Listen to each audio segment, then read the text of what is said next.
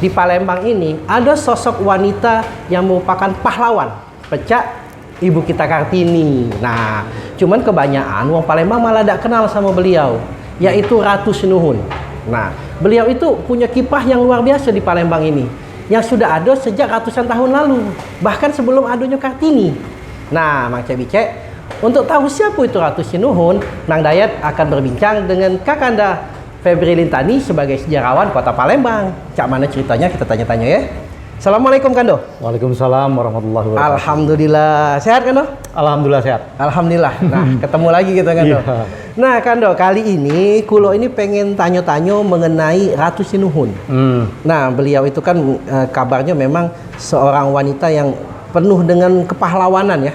Bisa dikatakan apa namanya, ya banyak yang kurang paham lah tentang Ratu Sinuhun karena informasinya sangat sedikit. Nah, Kulo ini minta petunjuk siapa sebenarnya sosok Ratu Sinuhun itu Kando? Ya.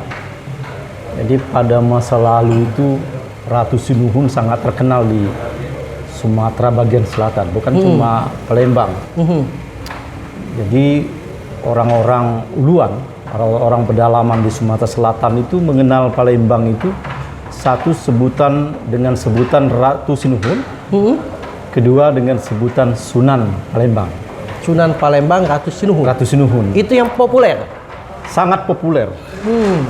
Karena itu sampai hari ini makamnya di Sabo Kengking selalu dikunjungi oleh orang-orang dari Huluan. Mengapa dia begitu terkenal? Karena Ratu Sinuhun diyakini sebagai pelopor membuat undang-undang Simburu Cahaya. Undang-undang adat yang berlaku di Uluan Sumatera bagian selatan atau dulu dikenal dengan negeri Batanghari 9. Jadi ibaratnya kita undang-undang negara ini disusun oleh beliau. Iya, jadi bukan cuma urusan gender tapi juga urusan lain. Misalnya urusan perhukuman, urusan berladang, marga, urusan kaum. Jadi ada 5 bab kalau tidak salah. Tapi bab yang paling sering dibicarakan itu bab tentang etika pergaulan bujang gadis misalnya. Jadi bagaimana seorang laki-laki itu bergaul dengan gadis, bujang gadis, dan perlindungan terhadap seorang perempuan. Ya, gadis perempuan itu dilindungi betul misalnya. Itu di undang-undang itu. Karena itu banyak tokoh feminisme menganalisis bahwa abad 16 akhir atau 17 awal ternyata ada seorang tokoh wanita dari Palembang, dari kerajaan Palembang itu yang sudah memikirkan bagaimana perlindungan terhadap perempuan.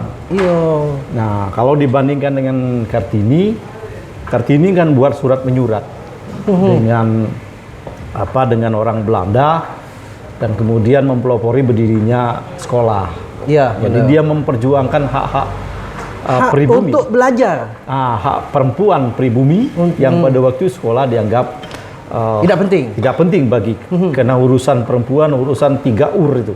Kasur, dapur, sumur. 3 ur. Nah, tapi ternyata abad 17 ada, tapi dalam perspektif perlindungan agar perempuan itu jangan dilecehkan. Nah itu kan. Tetapi apa yang dibuat oleh Ratu Sinuhun lebih dari itu, bukan cuma persoalan gender, tapi bagaimana cara mengatur orang itu berladang misalnya, atau perlindungan. Jadi bagi-bagi hasil kayak gitu ya?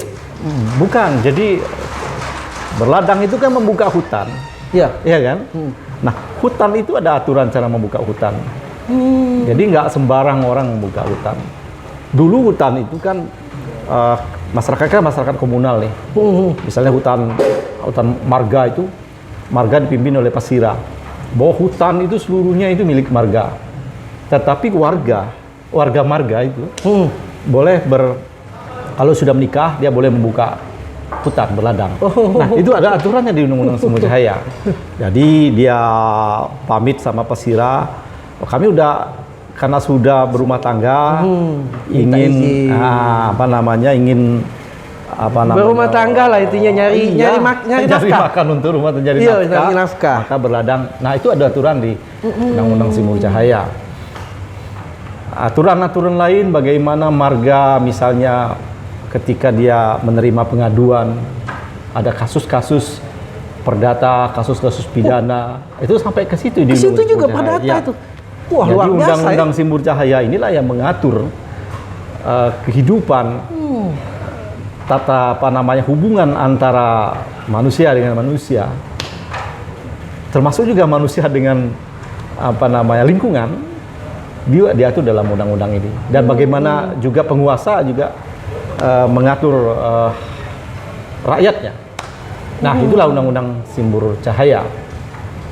Nah, karena diyakini Undang-Undang Simbol Cahaya ini yang mengumpulkan, sebenarnya bukan Ratu Sinuhun yang menciptakan, tapi diyakini dia mengkompilasi.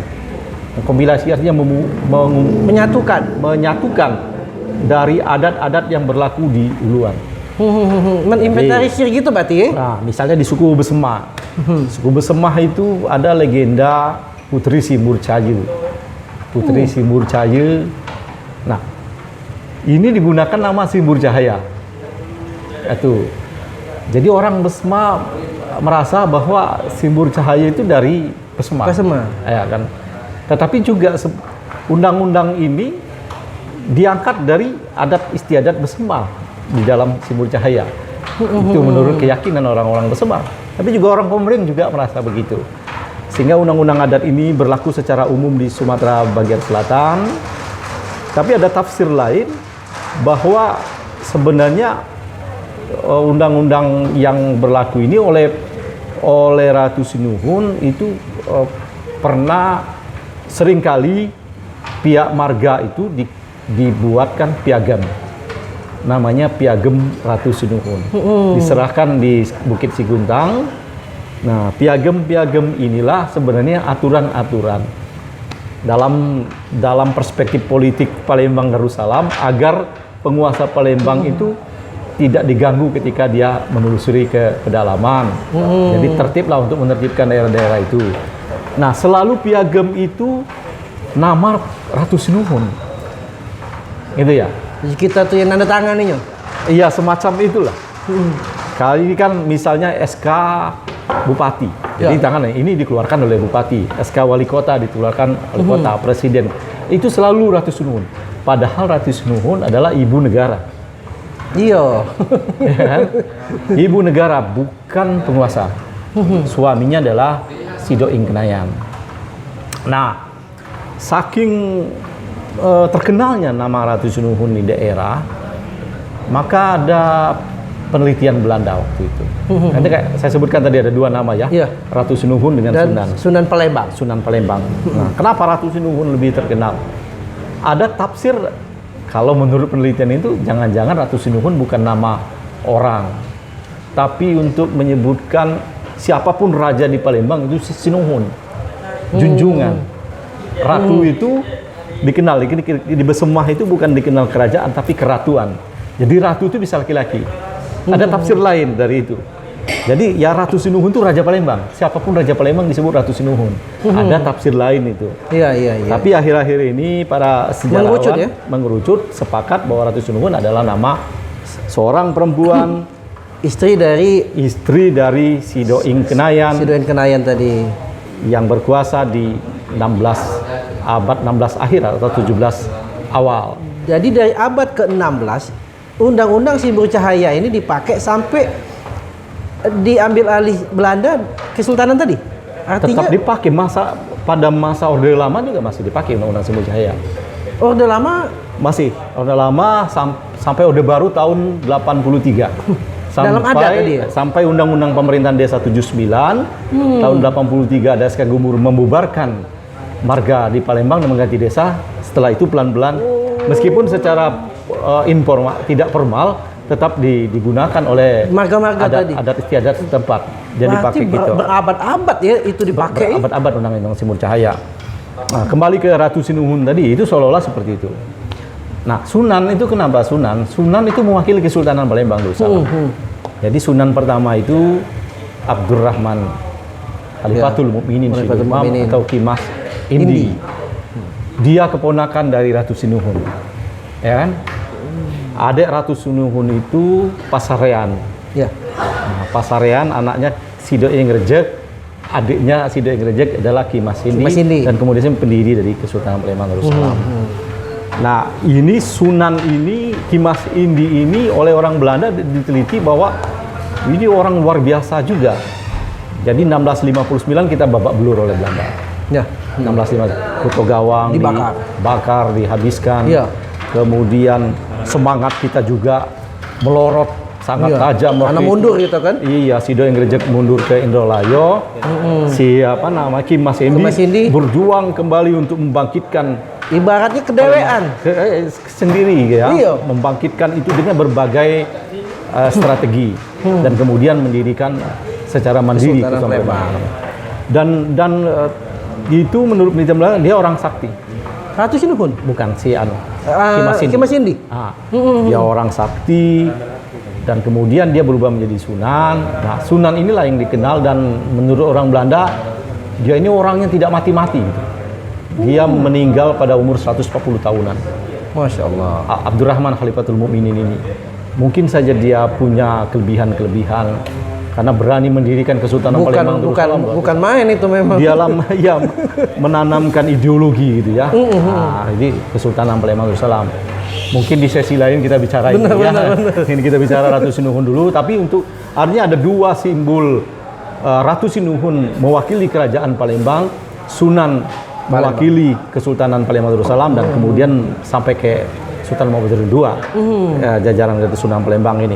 Nah, Ratu Sinuhun saking terkenalnya itu, Ratu Sinuhun melebihi popularitas suaminya yang raja.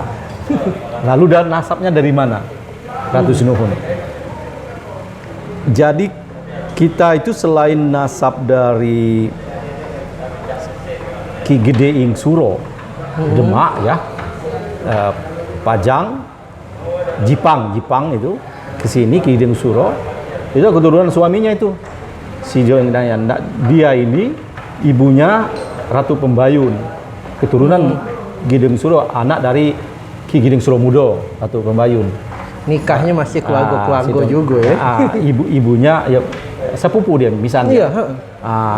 Suaminya adalah pangeran dari keturunan dari Cirebon. Yang kalau ditelusuri lagi ada Sunan Giri dan ditelusuri lagi, tapi masih perlu penelitian saya kira. Tapi ada yang berpendapat dia sampai ke Rasulullah.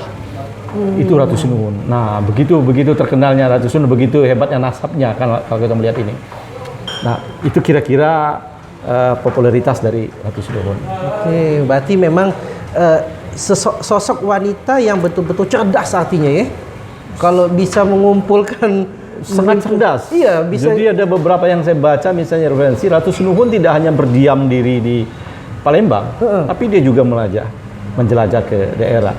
Malah pernah Ratu Sinuhun itu memberikan timbangan untuk ke masyarakat, bahwa untuk berjualan kan perlu timbangan ya, neraca gitu ya, timbangan itu perlu Ratu Sinuhun. Dan dia pernah bertukar dengan suku Kubu, suku anak dalam itu. Jambi. Di kita banyak ya, ada di Musirawas, ada. Oh, ada ya, benar-benar. Mungkin itu di Jambi ya, bukan di Jambi, di Sungai Lalan gitu ya, sekitar itu. Yang masuk ke Musi Banyuasin. Gitu. Nah, dia dikenal juga karena Kubu juga mendapat piagam. Nah, piagam orang-orang Kubu itu unik. Dia piagamnya itu diserahkan satu tugas untuk menjaga wilayah, namanya wilayah Sindang. Wilayah Sindang itu wilayah perbatasan. Sebagaimana juga piagam yang didapat oleh orang Semarang. Jadi mengatur politik juga, tugas mengatur politik wilayah Sindang. Biasa ya? Ya, itu fungsi Ratu Sinuhun. Nah, inilah jadi menjadi diskusi banyak pihak soal kehebatan Ratu Sinuhun, dan seharusnya dia bisa diusulkan menjadi pahlawan nasional. Kalau kita melihat prestasi-prestasinya tidak kalah dengan Iya, Raden Ajeng Kartini tadi. Benar. Malah lebih meluas. Bahkan tidak lebih hanya dari segala aspek, bukan hanya pendidikan, kesetaraan gender, politik ya. politik juga. Nah, karena untuk orang yang memahami politik itu tidak sembarangan. Apalagi itu untuk wanita ya.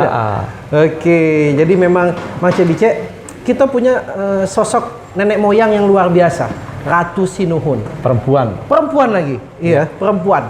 Sosok yang luar biasa. Jadi jangan sampai kita tidak kenal siapa leluhur kita dan seberapa hebat beliau. Nah, alhamdulillah hari ini kita sudah tahu kan? Ya.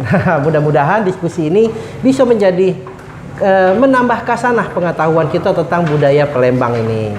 Nah, demikianlah dari kami. Kalau memang ada yang kurang berkenan, baik dari diskusi kami ataupun dari video kami mohon maaf. Kepada Allah kami mohon ampun. Wassalamualaikum warahmatullahi wabarakatuh. Waalaikumsalam. Habis kan tadi? Hah? Habis kan?